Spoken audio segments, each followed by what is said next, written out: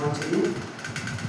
ఇంతవరకు కూడా మనము దేవుని పాటలతోని ప్రార్థనతోని మనము దేవుని స్తుతించాము. అయితే కొంత సమయం వాక్యాన్ని కూడా కేటాయించాలి. కొంత సమయం మనము వాక్యాన్ని కూడా వినాలి. పాటలతో మాత్రమే కాదు, ప్రార్థనతో మాత్రమే కాదు, వాక్యముతో కూడా దేవుణ్ణి మనము స్తుతించాలి. వాక్యమును కూడా మనము దేవుని ఆరాధించాలి. ఎప్పుడు మనము దాన్ని ఆరాధించగలమంటే ఎప్పుడైతే దేవుని మాటల్ని మనము వినగలుగుతామో, ఎప్పుడైతే దేవుని మాటల్ని అనుసరించి మనం నడుచుకోగలుగుతామో అప్పుడే ఆయన్ని మనము ఆరాధించినట్టు, అప్పుడే ఆయన్ని మనము స్తుతించినట్టు, మహిమపరిచినట్లు. దేవుని పరిశుద్ధ నామానికి మహిమ కలుగును గాక. హల్లెలూయా. ప్రియమైనటువంటి సంగమా, ప్రియమైనటువంటి దేవుని పిల్లలారా, ప్రతిరోజు మనకి విలువైన రోజే. దేవుడు సృష్టించినటువంటి ఈ సృష్టిలో ప్రతిరోజు విలువైన రోజే. అయితే ప్రతిరోజుకి విలువైన రోజే కనుక కొన్ని రోజులకి కొన్ని స్పెషల్స్ ఉంటాయి. కొన్ని రోజులకి కొన్ని స్పెషల్స్ ఉంటాయి. ఏంటి ఆ స్పెషల్స్ అంటే, మనం ఈ రోజుని గమనించినట్లయితే ఈరోజు ఫిబ్రవరి మాసము 14వ తేదీ. అంటే సంవత్సరాలు 2026 ఇంకా 27, 28 ఇలా పోతున్న కొద్దీ ఈ డేట్ అనేది ఫిక్స్. అంటే ఫిబ్రవరి 14. ప్రతిరోజు మనకి విలువైన రోజే. దేవుడు సృష్టించినటువంటి ఈ భూమి మీద ప్రతిరోజు మనకి విలువైన రోజే. కానీ కొన్ని రోజులకి కొన్ని స్పెషల్స్ ఉంటాయి. ఈరోజు ఫిబ్రవరి 14 అనగానే మనకి ఒకటి గుర్తొస్తుంది. ఏంటి అంటే, ఏంటి 14వ తేదీ, ఫిబ్రవరి 14వ తేదీ ఏంటి ఈరోజు అంటే, ఈరోజు వ్యాలంటైన్స్ డే అని మనకి గుర్తొస్తుంది. వ్యాలంటైన్స్ డే అని మనకి గుర్తొస్తుంది. అయితే ఈ వ్యాలంటైన్స్ డే అంటే ఏంది, ఈ వ్యాలంటైన్స్ డే అనేదానికి అర్థం ఏంది అనేదాన్ని ఈరోజు పూర్తిగా మీకు వివరించాలి అని బైబిల్ ద్వారా ఈ 14వ తేదీకి, ఈ ఫిబ్రవరి 14వ తేదీకి ఉన్నటువంటి ఈ స్పెషల్ను మీకు తెలియచేయాలని ఆశపడుతూ ఉన్నాను. దేవుని పరిశుద్ధ నామానికి మహిమ కలుగును గాక. హల్లెలూయా. అయితే ఈ వ్యాలంటైన్స్ డేని తెలుగులోకి తర్జుమా చేస్తే ఇది యాక్చువల్గా ఈ వ్యాలంటైన్స్ డే అంటే ఇంగ్లీష్ పదం ఇది. అయితే దీన్ని తెలుగులోకి తర్జుమా చేస్తే ప్రేమికుల రోజు. ఈ వ్యాలంటైన్స్ డేని తెలుగులోకి తర్జుమా చేస్తే ఇది ప్రేమికుల రోజు అని మనము దీన్ని ఎంచుకున్నాం. అయితే ప్రియమైనటువంటి సంగమా, ప్రియమైనటువంటి దేవుని పిల్లలారా, అసలు ఈ వ్యాలంటైన్స్ డే అంటే ఏంటి? రోమన్స్ పరిపాలిస్తున్నటువంటి ఆ రాజ్యములో, ఆ రోమన్ సామ్రాజ్యాన్ని మొత్తం పరిపాలిస్తున్నటువంటి ఆ రాజు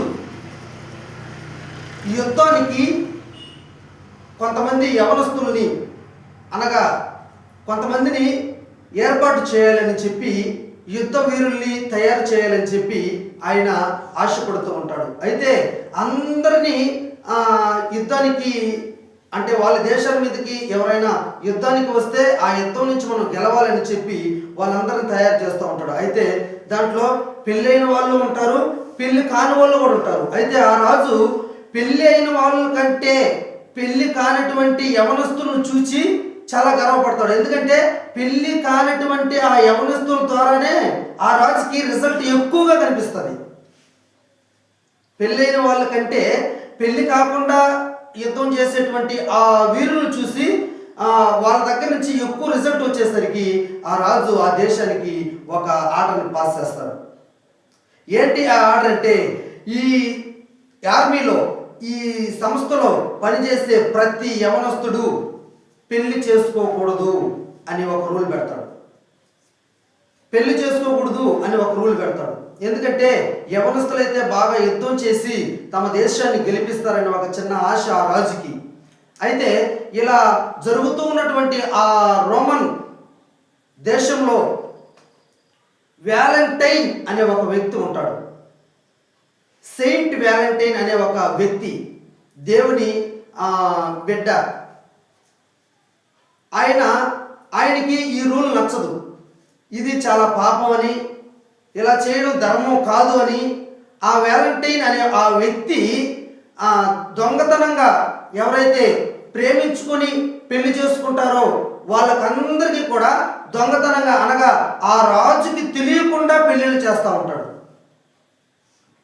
ఆ రాజుకి తెలియకుండా ఎవరైతే ప్రేమించుకున్నారో, ఒక స్త్రీ ఒక పురుషుడు ఎవరైతే ప్రేమించుకున్నారో వాళ్ళకి దొంగతనంగా పెళ్లి చేస్తూ ఉంటాడు ఆ వ్యాలంటైన్ అనబడిన వ్యక్తి. అయితే ఈ విషయం రాజుకు తెలిసిపోద్ది. ఈ విషయము రాజుకు తెలిసిపోయిన తర్వాత రాజు వ్యాలంటైన్ని పిలిపిస్తాడు. ఎందుకంటే శిక్ష అమలు చేయాలని, నేను చెప్పిన ఆజ్ఞను, నేను చెప్పిన మాటను నువ్వు మితిమీరావు అని ఆ వ్యాలంటైన్ పిలిపించి జైల్లో వేయించేస్తాడు. అయితే శిక్ష అమలు చేయక ముందు ఆ వ్యాలంటైన్ని ఒక 15 రోజుల పాటు ఒక జైలు గోడల మధ్య ఉంచేస్తారు.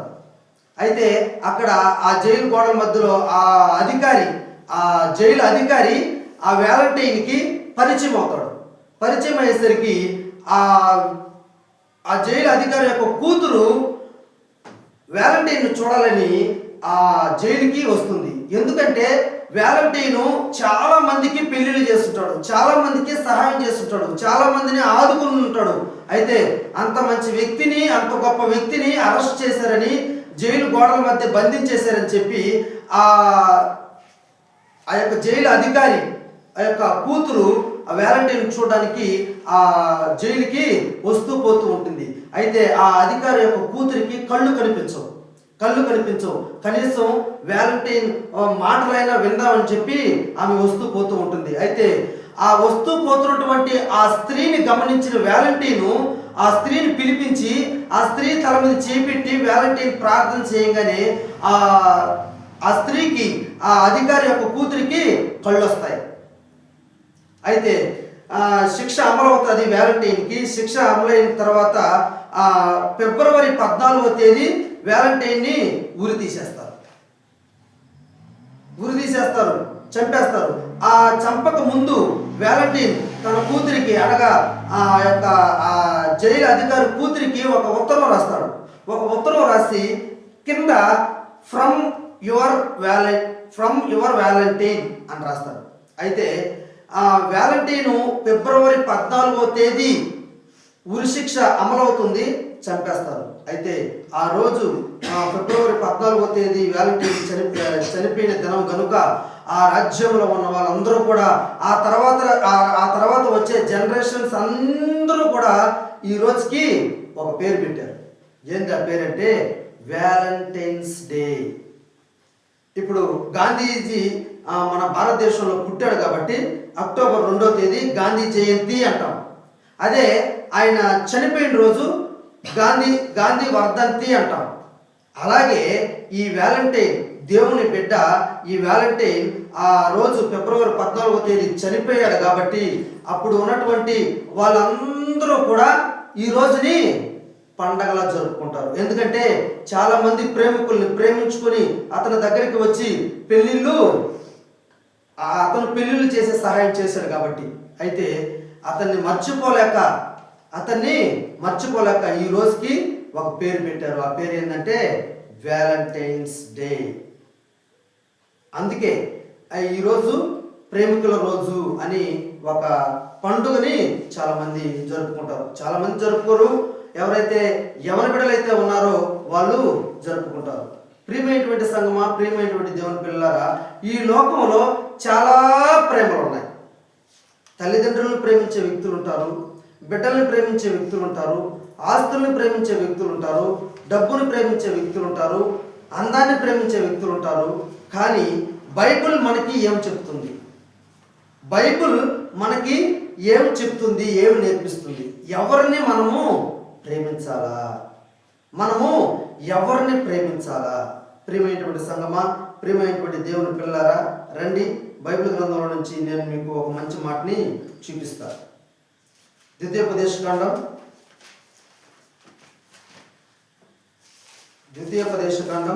6వ అధ్యాయం 5వ వచనం.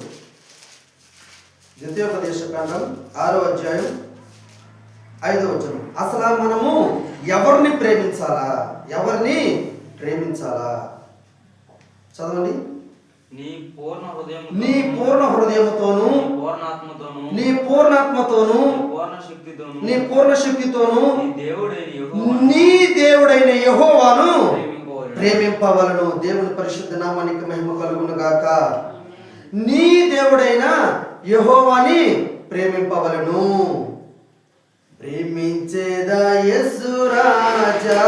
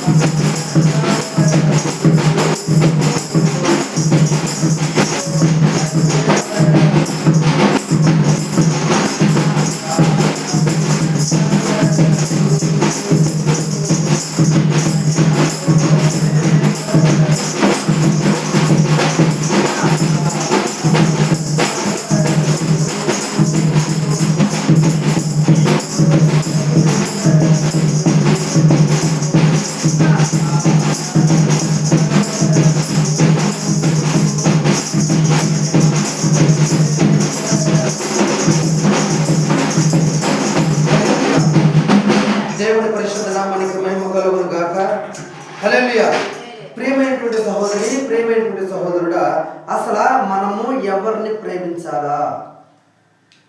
పూర్ణ మనసుతోటి, పూర్ణ హృదయముతోటి నీ దేవుడైన యెహోవాను ప్రేమింపవలెను. ప్రియమైనటువంటి యవన బిడ్డలారా, ప్రియమైనటువంటి దేవుని సంగమ, మనము యెహోవాని ప్రేమించాలని బైబిల్ చెప్తా ఉంది. యెహోవాని ప్రేమించాలని బైబిల్ లేఖనాలు సెలవిస్తా ఉన్నాయి. దేవుని పరిశుద్ధ నామానికి మహిమ కలుగును గాక. అయితే మనము ఈ దేవుణ్ణి ఎలా ప్రేమించగలము? ఈ దేవుణ్ణి మనము ఏ విధంగా ప్రేమించగలము? లేకపోతే ఎలా మనము ప్రేమించాలా? మనం ఎందుకు దేవుణ్ణి ప్రేమించాలా అంటే, ప్రియమైనటువంటి సంగమా, ప్రియమైనటువంటి దేవుని పిల్లలారా, గత 2026 సంవత్సరముల క్రితం మానవ అవతారిగా ఈ భూమి మీదకి వచ్చి నా కొరకు, మీ కొరకు ఈ భూమి మీద తన ప్రాణాన్ని పెట్టి తిరిగి సజీవుడుగా లేచిన దేవుడు కనుక, మన కొరకు ఆయన ప్రాణాన్ని పెట్టాడు కనుక మనము ఆయన్ని ప్రేమించాలా. ఫస్ట్ ఆయన మనల్ని ప్రేమించాడు. మనల్ని ప్రేమించాడు కాబట్టే ఆయన ప్రాణాన్ని మన కొరకై కలువరిగిరిలో తన ప్రాణాన్ని త్యాగం చేశాడు. అయితే ఈ దేవుణ్ణి మనము ఎలా ప్రేమించాలి అంటే, యోహాను సువార్త 14వ అధ్యాయంలోని 21వ వచనం. యోహాను సువార్త 14వ అధ్యాయంలోని 21వ వచనం. ఎలా మనము దేవుణ్ణి ప్రేమించాలా? నా ఆజ్ఞలను అంగీకరించి నా ఆజ్ఞలను అంగీకరించి వాటిని తెలుసుకున్నవాడే నన్ను ప్రేమిస్తాడు. నన్ను ప్రేమించేవాడు నా తండ్రి వలన ప్రేమింపబడును. నేనును వానిని ప్రేమించి వానికి నన్ను కనపరుచుకొందును. దేవుని పరిశుద్ధ నామానికి మహిమ కలుగును గాక. హల్లెలూయా. ప్రియమైనటువంటి సంగమా, ప్రియమైనటువంటి దేవుని పిల్లలారా, ఎవరైతే దేవుని యొక్క ఆజ్ఞల్ని గైకుంటాడో, దేవుని యొక్క ఆజ్ఞని గైకుంటాడో వాడు మాత్రమే దేవుణ్ణి ప్రేమిస్తాడంట. దేవుని పరిశుద్ధ నామానికి మహిమ కలుగును గాక. ఈ లోకంలో పిచ్చి పిచ్చి ప్రేమలు ఉన్నాయి. యవనస్తులు అందరూ కూడా వారి అవగాహన లేకుండా, వారి ఎవరో తెలుసుకోకుండా ప్రేమ అనే పదవుతో చాలామంది ఆ ఊబిలో పడిపోతూ ఉన్నారు. నేను ఎందుకు ఈరోజే ఈ అంశాన్ని ఎంచుకున్నానంటే, ఈరోజు ఫిబ్రవరి 14 ఒక దేవుని బిడ్డ ప్రాణం విడిచిన రోజు కనుక ఆ రోజును మనము జ్ఞాపకం చేసుకుంటా ఉన్నాం. అంత మాత్రమే కాకుండా ఈ ప్రేమ అనే ఈ పదంతో ఎవరు ఎక్కువగా చెడిపోతారంటే యవనస్తులు. ప్రియమైనటువంటి సంగమా, ప్రియమైనటువంటి దేవుని పిల్లలారా, మీరు దేవునిని ప్రేమించండి. దేవుడు మీకు సరైన జతపరుస్తాడు. దేవుని పరిశుద్ధ నామానికి మహిమ కలుగును గాక. మీరు దేవునిని ప్రేమించండి. దేవుడు మీకు సరైన జతను ఆయనే జతపరుస్తాడు. ఆయన ఆజ్ఞల్ని గైకొనండి. ఆయన ఆజ్ఞలని గైకొని ఆయనని అనుసరిస్తే, ఆయన్ని మీరు గాన ప్రేమించగలిగితే ఆయనే మీకు చెప్పాడు కదా, ఆయనే మీకు నన్ను వానికి కనబరుచుకొందును అన్నాడు. దేవుని పరిశుద్ధ నామానికి మహిమ కలుగును గాక. హల్లెలూయా. ఎంతో మంది యవనస్తు బిడ్డలు ఆ ప్రేమ అనే ఈ ఊబిలో పడిపోయి ఎవరినంటే వాళ్ళ వ్యక్తిగత తెలుసుకోకుండా, వారు ఎవరో తెలుసుకోకుండా చాలా మంది యవనస్తు బిడ్డలు ఈ ఊబిలో పడిపోతూ ఉన్నారు. ప్రియమైనటువంటి యవనస్తు పిల్లలారా, ప్రియమైనటువంటి యంగ్ అంటే మంచి వయసులో ఉన్నటువంటి పిల్లలారా, జాగ్రత్తగా నా మాటలను గమనించండి. మీరు దేవునైన యెహోవాని ప్రేమించండి. అప్పుడు ఆయన ఆజ్ఞలను మీరు గైకొనండి. అప్పుడు ఆయన మిమ్మల్ని కనపరుస్తాడు. దేవుని పరిశుద్ధ నామానికి మహిమ కలుగును గాక. హల్లెలూయా. మీరు ఆయన్ని ప్రేమించినట్లయితే ఆయన మంచి జత పని వారిని ఆయన మీకు జతపరుస్తాడు. అయితే దేవుని ఆజ్ఞలు ఎలా ఉంటాయి? దేవుని ఆజ్ఞలను మనము ఎలా అనుసరించాలి? ఆయన చెప్పిన ఆజ్ఞలు ఎటువంటి ఆజ్ఞలు? ఆయన చెప్పాడు కదా, దేవుడు మనతో మాట్లాడాడు కదా. ఏమని మాట్లాడాడు? నా ఆజ్ఞలు అంగీకరించిన వాటిని గైకొనున్న వాడే నన్ను ప్రేమిస్తాడు. దేవుని పరిశుద్ధ నామానికి మహిమ కలుగును గాక. చూడండి, మత్తయి సువార్త 5వ అధ్యాయము 44వ వచనం చూసినట్లయితే దేవుడు చెప్పినటువంటి ఆజ్ఞ, దేవుడు ఎవరిని ప్రేమించమన్నాడు, దేవుడు చెప్పినటువంటి ఆజ్ఞ. మత్తయి సువార్త 5వ అధ్యాయము 44వ వచనం చూడండి, చదవండి. నేను మీతో చెప్పినది ఏమనగా పరలోకమందున్న నీ తండ్రికి కుమారులై ఉండునట్లు మీ శత్రువుల్ని ప్రేమించండి. మిమ్మును హింసించు వారి కొరకు ప్రార్థన చేయండి. ఎవరిని ప్రేమించమంటున్నాడు? శత్రువుని ప్రేమించమంటున్నాడు. శత్రువుని. నిజమే. మీకు తెలుసా, యేసు ప్రభువుని సిలువ వేసేటప్పుడు చాలా ఘోరంగా ఆయన్ని హింసించారు. అయితే దేవుడు వారందరిని కూడా క్షమించాడు. ప్రతి ఒక్కరిని కూడా క్షమించాడు, ప్రేమించాడు. దేవుని పరిశుద్ధ నామానికి మహిమ కలుగును గాక. అలాగే మనము కూడా యేసు ప్రభు తన శత్రువుల్ని ప్రేమించినట్టుగా మనం కూడా శత్రువుల్ని ప్రేమిస్తాం.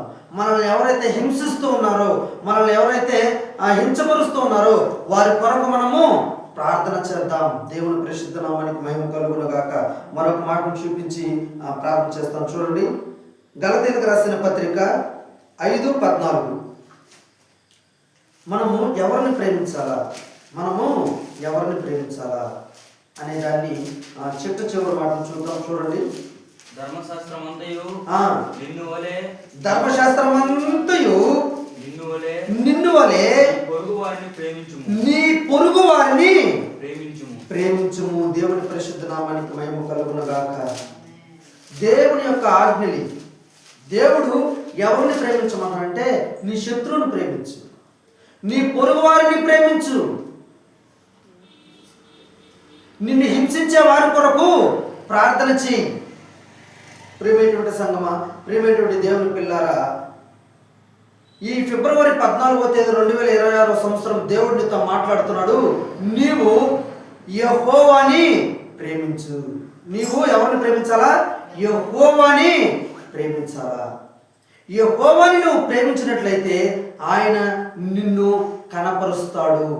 అంటే దేవుణ్ణి నువ్వు ప్రేమిస్తే ఆయన నీకు కరెక్ట్ దారిలో నిన్ను ఆయన నడిపించగలడు. మనం ఎవరిని పడితే వాళ్ళని ప్రేమించకూడదు. అధికారం వచ్చింది కదా అని యవనస్తు బిడ్డలు 15 సంవత్సరాలు లేకపోతే 18 సంవత్సరాలు వచ్చాయని చెప్పి ఇష్టపడుతూ ఎవరంటే వాళ్ళని ప్రేమించి వాళ్ళ చేతుల్లో మోసపోయి తల్లిదండ్రులు కూడా దూరం అయిపోయి చాలామంది వ్యవస్థ ఈ లోకంలో ఉంటూ ఉన్నారు. ప్రియమైనటువంటి యవనస్తు బిడ్డలారా, మీరందరూ కూడా ఈరోజు గమనించాల్సిన విషయం ఏంటంటే, తెలుసుకోవాల్సిన విషయం ఏంటంటే, మీరు యెహోవాని ప్రేమించండి. మీరు యెహోవాని ప్రేమించండి. ఎందుకు మనం దేవుణ్ణి ప్రేమించాలంటే మన కొరకు ఆయన ప్రాణం విడిచిన దేవుడు కనుక, మన కొరకు ఆయన ప్రాణం పెట్టిన దేవుడు కనుక, మన పాపముల కొరకు మన శాపముల కొరకు ఆయన 2025 సంవత్సరాల క్రితం మానవ అవతారిగా ఈ భూమి మీదకి వచ్చి ఆయన ప్రాణాన్ని విడిచాడు కనుక మనము దేవుణ్ణి ప్రేమించాలా. సింపుల్గా మీతో ఒక మాట చెప్తా. మీ తల్లినైనా అడగండి, లేకపోతే మీ తండ్రినైనా అడగండి, నాన్న నువ్వు నన్ను ప్రేమిస్తున్నావు కదా, నా కొరకు నువ్వు ప్రాణం ఇవ్వగలవా అని అడగండి. అమ్మ నువ్వు నన్ను ప్రేమిస్తున్నావు కదా, నా కొరకు నువ్వు ప్రాణం ఇవ్వగలవా అని అడగండి. లేకపోతే మీరు ఎవరైనా ఒక మంచి వ్యక్తిని ప్రేమిస్తూ ఉంటే, నువ్వు నన్ను ప్రేమిస్తూ ఉన్నావు కదా, నా కొరకు ప్రాణం విడవగలవా అని అడగండి. ఎవ్వరూ ఇవ్వలేరు. కానీ ఒక వ్యక్తి మన కొరకు ప్రాణాన్ని విడిచాడు. ఆయన ఎవరంటే నేను ప్రకటిస్తున్నటువంటి మన ప్రభు అయిన యేసు క్రీస్తు. ఎస్, మనం దేవుని ఎందుకు ప్రేమించాలంటే ఆయన మన కొరకు కలువరిగిరిలో ఆయన ప్రాణాన్ని త్యాగం చేశాడు కనుక. ఆయన ఆజ్ఞలను మనం గైకొని ఆయనను మనము కనపరుచుకుందాం. మన శత్రువులను మనము ప్రేమిద్దాం. మనల్ని హింసిస్తున్న వారిని కొరకు మనము ప్రార్థన చేద్దాం. మన పొరుగు వారిని మనము ప్రేమిద్దాం. ప్రేమైనటువంటి సంగమా, ప్రేమైనటువంటి దేవుని పిల్లలారా, మీరు ఎప్పుడైతే దేవుణ్ణి ప్రేమిస్తారో అప్పుడు దేవుడు మీకు సరైన సహాయమును ఆయన దేవుడే చేయునుగాక. ఈ మాటలు విన్నటువంటి ప్రతి యవనస్తు బిడ్డలైతేనేమి, పెద్దలైతేనేమి, చిన్నపిల్లలైతేనేమి, ప్రతి ఒక్కరూ కూడా ఈ ఫిబ్రవరి 14వ తేదీ దేవుణ్ణి ప్రేమించండి. ఇక నుంచి అయినా దేవుణ్ణి యెహోవాని ప్రేమించండి. ఎవరిని పడితే వాళ్ళని ప్రేమించి మోసపోకండి. ప్రియమైనటువంటి యవనస్థ సంగమా, దేవుణ్ణి ప్రేమించి దేవుడు ఆజ్ఞలు గైకొని ఆయన యొక్క ఆదరణని మీరు పొందుకోండి. దేవుని పరిశుద్ధ నామానికి మహిమ కలుగును గాక. ఈ మాటలు ఉన్నటువంటి ప్రతి బిడ్డని దేవుడు దీవించి ఆశీర్వదించును గాక. కళ్ళు మూసుకోండి, 2 నిమిషాలు ప్రార్థన చేస్తాను. మహాపరిశుద్ధుడైన తండ్రి, ప్రేమ స్వరూపి, మీకు స్తోత్రాలు నాయన, మీకు వందనాలు. పరిశుద్ధుడు పరిశుద్ధుడు పరిశుద్ధుడు పరిశుద్ధుడు అని వేలాది దూతల సమూహమునందు నిత్యము ఆరాధన చేయబడుతున్న నా తండ్రి, నీకు స్తోత్రము నాయన. స్తోత్రం స్తోత్రం స్తోత్రం స్తోత్రం అయ్యా. నా తండ్రి, గడిచిన కాలం అంతా కూడా నీ కృప చొప్పున మమ్మల్ని కాపాడావు దేవుడా, నీకు స్తోత్రం అయ్యా. జరగబోయే రోజుల్లో కూడా నీ కృప మా చుట్టూ ఉంచమని అడుగుతామని నీకు స్తోత్రము నాయన. అయ్యా, ఇదిగో నా తండ్రి, ఈ 2026వ సంవత్సరం ఫిబ్రవరి 14వ తేదీ అయ్యా, ఈ వ్యాలంటైన్స్ డే నాయన, ఈ రోజు నాయన నీ గొప్ప మాటల్ని మాకు తెలియజేసినందుకు మీకు స్తోత్రాలు నాయన, మీకు వందనాలు తండ్రి. యెహోవాని ప్రేమించండి అని నీ బైబిల్ లేఖనాలు సెలవిచ్చాయి. దేవుడా నీకు స్తోత్రం. ప్రతి యవనస్తు బిడ్డ, ప్రతి బిడ్డ కూడా మిమ్మల్ని ప్రేమించాలి నాయన. అయా నీకు స్తోత్రాలు, మీకు వందనాలు. ఈ లోకంలో ఉన్నటువంటి యవనస్తు బిడ్డలు ఎవరిని పడితే వాళ్ళని ప్రేమించి మోసపోతూ ఉన్నారు నాయన. అటువంటి బిడ్డల కొరకు నేను ప్రార్థన చేస్తూ ఉన్నాను నాయన. అపవాది అనే ఊపిలో వాళ్ళు పడకుండా తండ్రి నాయన మీ కనికరమైన చూపుని ఆ బిడ్డలమైన ఉంచమని అడుగుతూ ఉన్నాను. సంఘంలో ఉన్నటువంటి యవనస్తు బిడ్డల కొరకు ప్రార్థన చేస్తూ ఉన్నాను. ఎవరినంటే వాళ్ళని ప్రేమించి, లేకపోతే ఎవరంటే వాళ్ళని ఇష్టపడి మోసపోతున్నటువంటి బిడ్డల కొరకు నేను ప్రార్థన చేస్తూ ఉన్నాను. అయ్యా నాయన, ప్రతి బిడ్డను కూడా జ్ఞాపకం చేసుకోండి నాయన. ఇదిగో ఈ వ్యాలంటైన్స్ డే రోజు నువ్వు మాతో మాట్లాడిన మాట, యెహోవాని ప్రేమించండి, ఆయన ఆజ్ఞలను ప్రేమించండి. ఆయన ఆజ్ఞలను ప్రేమించి మీరు ఉన్నట్లయితే మిమ్మల్ని మీరు కనుపరుచుకుంటారని మీ లేఖనాలు సెలవిస్తూ ఉన్నాయి. తండ్రి నీ గాయపడిన హస్తంతో ముట్టండి దేవుడా. 2026 సంవత్సరముల క్రితం మా కొరకు ఈ భూమి మీదకి మానవ అవతారిగా మీరు దిగి వచ్చి మమ్మల్ని ప్రేమించి మా కొరకు నీ ప్రాణాన్ని కలువరి శిలువలో త్యాగం చేసిన దేవుడానికి స్తోత్రం. నీ గాయపడిన హస్తంతో ప్రతి యవనస్తు బిడ్డను తాకండి దేవుడానికి స్తోత్రం. అయ్యా ఇదిగో స్వస్థపరచండి దేవుడానికి స్తోత్రం. చెడు ఆలోచనలు లేకుండా, చెడు పనులు లేకుండా, చెడు బుద్ధులు లేకుండా అయ్యా ప్రతి బిడ్డను కూడా జ్ఞాపకం చేసుకోమని అడుగుతా ఉన్నాను. అయ్యా ఇదిగో ఈ కూటమికి వచ్చిన, ఈ ప్రార్థనకు వచ్చిన ప్రతి బిడ్డను కూడా మీరు దీవించండి, ఆశీర్వదించండి దేవుడానికి స్తోత్రం. ఈ మైక్ శబ్దం యంత్రం ద్వారా ఎవరైతే నీ మాటలు విన్నారో తండ్రి, నీ మాటలు విన్న ప్రతి ఒక్కరూ రక్షణలో నడవాలని ప్రాధాయపడుతూ ఉన్నాను. నీకు స్తోత్రం దేవుడా, నీకు వందనాలు. అయ్యా రాని బిడ్డను కూడా జ్ఞాపకం చేసుకోండి, రేపటి దినంను కూడా జ్ఞాపకం చేసుకోండి. రేపటి దినం ఆదివారం నాయన ప్రతి బిడ్డని నీ సంఘానికి నడిపించండి దేవుడా. మీ ఆజ్ఞలను నా తండ్రి అనుసరించి నడుచుటకు సహాయం చేయండి దేవుడానికి స్తోత్రం. అయ్యా ఇదిగో నాయన మా సంఘాల్లో ఉన్నటువంటి ప్రతి కుటుంబం పట్ల నేను ప్రార్థన చేస్తూ ఉన్నాను. అనారోగ్య సమస్యల్లో ఉన్న వారిని మంచి ఆరోగ్యం దయచేయండి దేవుడానికి స్తోత్రం. అయ్యా ఆర్థిక సమస్యలు సతమవుతున్న ప్రతి బిడ్డను కూడా నాయన తండ్రి ఆ అప్పుల బాధ నుంచి విడుదల కలుగ చేయమని అడుగుతా ఉన్నాను దేవుడానికి స్తోత్రం. వారి పని పట్ల, వారి వ్యాపారాల పట్ల అయ్యా తండ్రి నాయన ప్రతి బిడ్డను కూడా దీవించి ఆశీర్వదించమని అడుగుతా ఉన్నాను నాయన. ప్రతి బిడ్డను కూడా జ్ఞాపకం చేసుకోండి. ప్రతి బిడ్డను కూడా నాయన అయ్యా ఇదిగో తండ్రి మా శత్రువులను మేము ప్రేమించేదానికి మాకు మంచి కృపను దయచేయండి.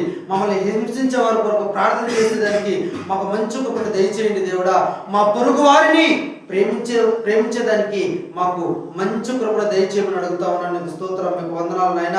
అయ్యా ఇదిగో నా తండ్రి ఈ లోకంలో ఉన్నటువంటి ప్రతి యవనస్థ బిడ్డ కొరకు నేను ప్రార్థన చేస్తూ ఉన్నాను. అయ్యా యవనస్థ బిడ్డల్ని నీ చేతికి అప్పగిస్తూ ఉన్నాను నాయన. అయ్యా తండ్రి వారు ఎవరు ప్రేమలో అంటే వాళ్ళ ప్రేమలో పడకుండా మిమ్మల్ని ప్రేమించేలాగూ మీ దారిలో నడిచేదానికి సహాయం చేయమని అడుగుతా ఉన్నాను నాయన. ప్రతి యవనస్థ బిడ్డని మీ వైపుకి త్రిప్పమని నాయన ఈ రోజు నేను ప్రాధాయపడుతున్నాను దేవుడానికి స్తోత్రం. వచ్చిన ప్రతి బిడ్డను కూడా జ్ఞాపకం చేసుకోండి నాయన. రాని వారిని కూడా జ్ఞాపకం చేసుకోండి నాయన. ప్రతి బిడ్డని దీవించి ఆశీర్వదించమని నజరేయుడైన యేసుక్రీస్తు నామం పేరిట అడిగి వేడుకొనుచున్నాము తండ్రి, ఆమేన్. పరలోకరాజ్యం